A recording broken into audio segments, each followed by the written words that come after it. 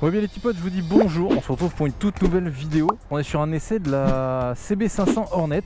Une petite nouveauté très sympathique qui m'est prêtée gentiment par Brive Moto. Donc il y a un petit changement de propriétaire chez Honda à Brive. Donc on continue les essais avec eux. Donc merci à Maxime qui tient la concession. Et puis nous, on va aller faire un petit tour avec ça. Oh là là, mais il n'y a que des souvenirs les gars, que des souvenirs. Oh là là là là. Pour rappel, beaucoup d'entre vous m'avaient connu à l'époque de la CB500F, la version 2019 que j'avais. Une moto que j'avais réellement kiffé, vraiment c'était un bonheur. J'avais adoré cette moto. Alors attends, je cherche les clignots, c'est vrai qu'ils sont un peu plus bas. Il y a aussi cette petite sonorité là du bi avec l'échappement à double sortie, ça me fait extrêmement plaisir. Vraiment, je vous dis pas, mais ça me fait ressortir des petites émotions. C'était que du bonheur cette moto, franchement j'avais aucun regret de l'avoir acheté. Oh ouais, très sympa, très sympa d'origine. Oh la merde, pardon. Ouais bon ça tu connais, ça arrive assez souvent quand on change de moto. Le Honda c'est vrai qu'on n'a pas la même position que klaxon et clignotant, donc ouais, voilà. Non mais ça va arriver à nouveau, t'inquiète hein. Bon là on va arriver dans les gros bouchons, donc est-ce que c'est la meilleure situation pour la tester? Non. C'est un vélo, franchement c'est... Oh là là. Bon la première chose que je peux vous dire pendant l'essai, c'est déjà le compteur est incroyable. Vraiment c'est un bonheur. Moi là où j'avais des soucis avec l'ancien au niveau de la luminosité, le rétroéclairage, tout ça, tu voyais pas souvent à balle le compteur, mais là franchement c'est ultra bien. Et son positionnement légèrement incliné vers toi, c'est une perfection. T'as pas besoin de baisser beaucoup le regard pour le voir. C'est franchement un bonheur à regarder. Allez, tester les suspattes quand même. Ouais, je suis un peu vite pour des dodanes, je vais pas vous le cacher, mais ça passe, c'est ultra crème. Donc là en ville en vrai c'est un bonheur, mais après on va voir hein, sur les départementales, je sais pas ce que ça va donner. On a quand même une position qui est très droite, hein. Franchement tu es très à l'aise. C'est vraiment c'est naturel comme position, pas contraint du tout.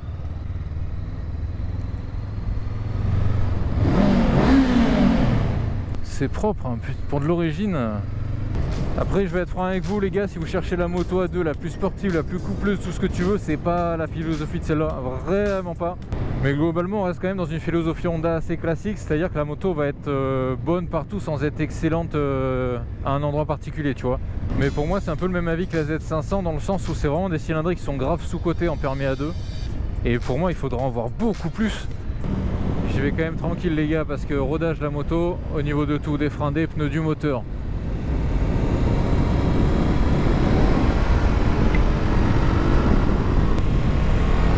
Bon c'est une moto, tu le sens, elle est quand même un peu plus lourde que la Z500 qui va du coup être sa rivale directe hein, maintenant.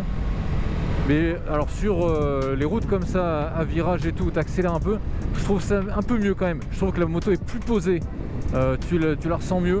Là où la Z500 pour moi sera meilleure en ville, parce que tu gagnes quasiment 20 kg je crois. Hein. Mais là ça donne quand même un très bon feeling quoi.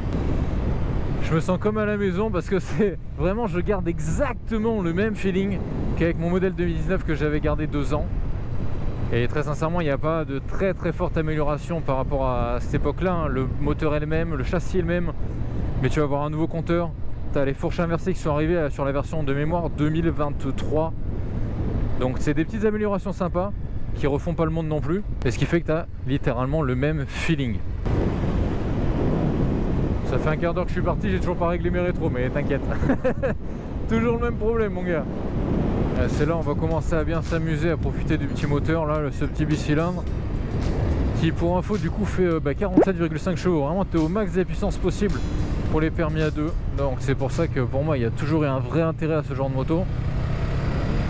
Tu te sens pas bridé ou quoi, c'est...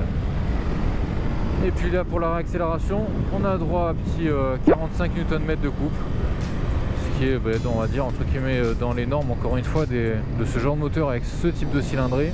C'est quand même des stats qui sont un peu meilleurs que la Z500 mais avec un poids qui est un peu plus élevé. Au niveau poids on est à de mémoire 188-189 kg, ce qui reste très correct hein. Vraiment c'est à conduire, tu as l'impression que la moto est ultra légère, donc c'est très bien réparti et du coup c'est un petit combo qui marche quand même plutôt bien. Bon niveau braquage on n'a pas trop à s'inquiéter, je te dis, ça c'est un des meilleurs compromis que tu peux utiliser pour faire de la ville, de la route, des road trips. Vraiment une moto que j'avais surkiffé. Mais j'avoue que mon avis peut être un poil biaisé vu que je l'avais déjà.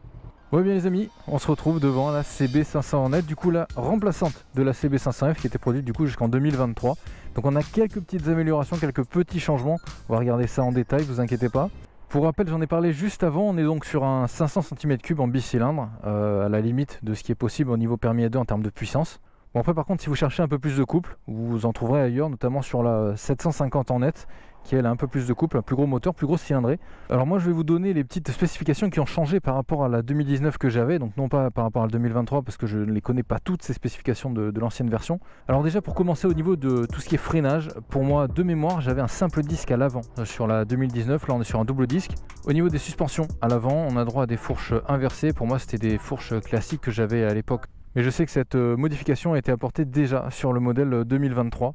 Donc déjà ce sont deux petits trucs intéressants qui pour moi font que vous devriez partir sur un modèle 500F ou 500 en net à partir de 2023. Niveau esthétique, 80-90% de la moto reste le même. On a exactement les mêmes selles, la même boucle arrière, le même réservoir, les mêmes écopes. Le pot d'échappement également reste le même, on écoutera ça un peu mieux dans quelques minutes. Le support de plaque ne change pas non plus, mais personnellement je vous conseillerais de le garder, même si un support de plaque court est toujours plus esthétique, tout simplement parce que ce petit espace là est très pratique quand vous faites des road trips pour attacher des sangles, ce que j'avais fait pour aller au Mans, c'était vraiment top. Par contre ici on va avoir dans un carter moteur full black, ce qui n'était pas le cas du coup sur la mienne. Toujours au niveau coloris on va voir que les écopes sont passées en full black, alors qu'à l'époque elles étaient en argent. Et je trouve que ça rend très bien, on est vraiment sur une finition entièrement noire. Sinon au niveau éclairage, eh bien, on est forcément sur du full LED, parce que c'était déjà le cas à l'époque, donc Honda continue sur cette lancée. Après la tête de fourche a un petit peu changé. Personnellement je dois vous avouer que je préfère l'ancienne, je trouve que celle-ci est un peu plus aseptisée, un peu plus douce. Alors je trouvais l'autre avec un peu plus de personnalité, ça reste une affaire de goût, vous me direz ça dans les commentaires. Mais sinon la grosse nouveauté c'est cet écran TFT couleur, donc là Honda franchement ils mettent ça sur tous leurs modèles, c'est une dinguerie, j'aime beaucoup. Tout se gère du coup au commodo gauche, avec ce petit joystick, cette petite flèche. Et ce qui est bien, c'est qu'on vous indique ici à quelle manipulation effectuer pour accéder à quel réglage. Et du coup, si je fais un clic vers la droite, eh bien j'arrive dans les menus. Le premier des trois menus accessibles, eh bien on va avoir tout ce qui est trip. Donc là, sur le tripage, effectué 27 km avec une conso moyenne à 4,7 litres. Et sur le trip B, 27 km avec une conso moyenne à 5,6 litres.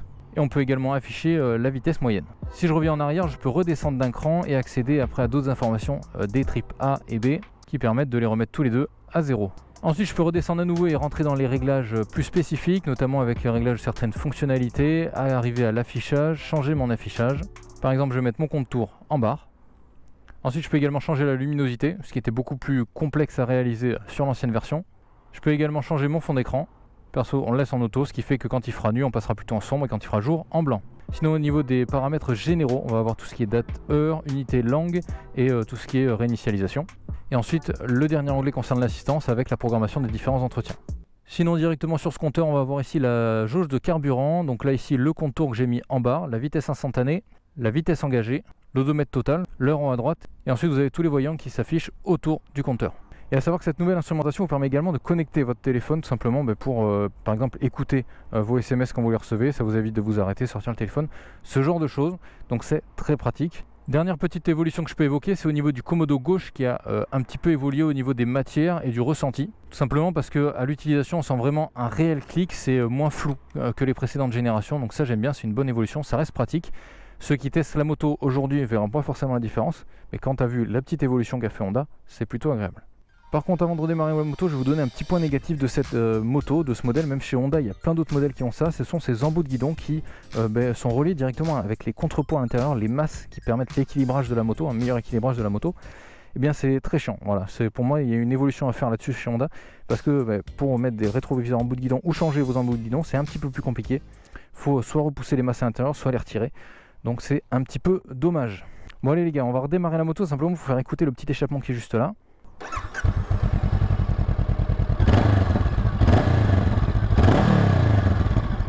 Moi j'avais beaucoup apprécié l'échappement d'origine déjà sur l'ancienne, et alors je peux vous dire que si vous mettez un petit échappement, notamment un X-Race que j'avais à l'époque, un M9, c'est une pépite, c'est une dinguerie l'histoire.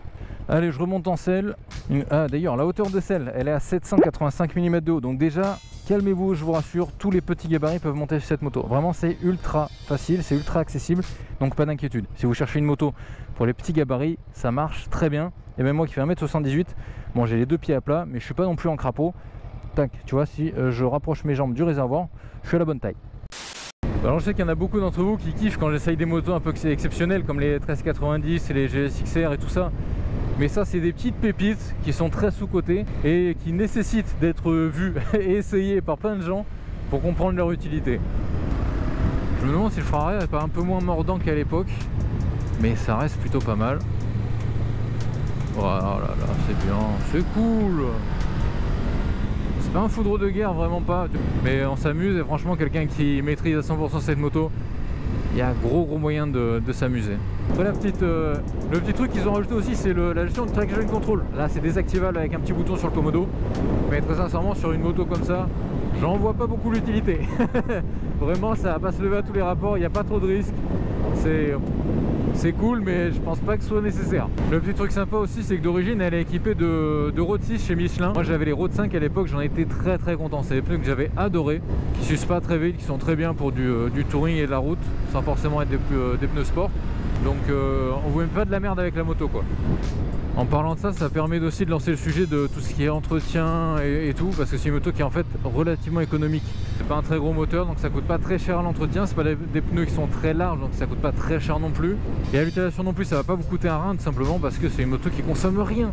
Hein, en moyenne, vous allez être sur du 4 litres, 4 litres 5 en arsouillant. C'est réellement ce que je faisais moi avec l'ancienne moto. Donc avec le petit réservoir de 17 litres qui est juste là, vous tapez un 400 bornes tranquille. Donc rien que pour ça, c'est une moto qui est top. J'aimerais bien que vous me disiez dans les commentaires, selon vous, quelle est la meilleure moto à deux, la meilleure moto pour commencer. Est-ce qu'il faut prendre une moto plus grosse cylindrée mais bridée? Est-ce qu'il faut prendre une moto qui n'a pas de bridage? J'aimerais bien avoir vos avis les gars. Et là en revenant sur les dodanes, ça me fait penser que ça m'a pas tilté les suspensions dans les virages et tout, à rouler un peu plus fort. Je sais pas. Là c'était correct. Bon, du coup ouais, en termes de points négatifs, pour moi il y a 2-3 petites choses. Déjà la face avant, je trouve que la tête de fourche est moins jolie à mon goût que l'ancienne. Je trouve que l'ancienne avait plus de personnalité, je trouve ça un peu dommage. J'ai l'impression que ça fait un petit retour en arrière sur l'évolution de la marque, je trouve ça un peu dommage. Deuxième point négatif pour moi, c'est un peu le prix. Voilà, je vais garder jusque là l'info, peut-être que tu l'attendais. On est sur une moto qui avoisine les 7000 balles, hein, 6999 €.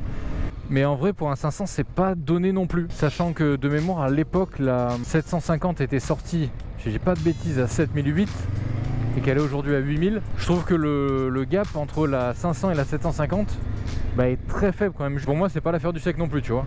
Bon alors est-ce que c'est une moto que je te conseille? On va pas passer par 4 chemins, la réponse est clairement oui, pour 2-3 petites raisons assez simples. De 1 c'est du Honda, donc tu as la garantie 5 ans, c'est pas négligeable, ça se prend. De 2 parce que c'est une moto qui est accessible à tout le monde en termes de taille, donc que ce soit petit ou grand gabarit, ça va le faire. Troisième point, c'est une moto qui va être très économique, donc en première moto c'est pas inintéressant. Quand tu compares tout ce qui est assurance, coût d'entretien, tout, bref, c'est une moto qui est économique, donc ça se regarde. Après si elle t'intéresse sérieusement, je te conseille bien sûr de l'essayer, mais aussi d'essayer sa grande sœur, hein, la 750 Hornet. Parce que à 1000 € d'écart en termes de prix, voilà, ça se discute, t'as quand même une moto un peu plus valorisante, un peu plus grosse, plus coupleuse, donc ça se regarde très sérieusement. Bref, maintenant dis-moi toi quel est ton avis sur cette CB500 Hornet dans les commentaires, j'attends ça, je réponds à tout le monde, j'ai tout, donc j'attends très sérieusement vos avis. Peut-être même que je la préfère à la Z500 tu vois, parce que je la trouve un peu meilleure dans les courbes et tout ça. Bon les amis, on arrive sur une fin d'essai, donc voilà, je remercie encore une fois la concession Briva Moto du petit prêt, toutes les informations en description de la vidéo. Pense à t'abonner, liker et partager si la vidéo t'a plu, voilà, comme d'habitude ça soutient la chaîne. Et puis moi je te dis à très bientôt pour une nouvelle vidéo, mon avis, c'était Stone, coupé.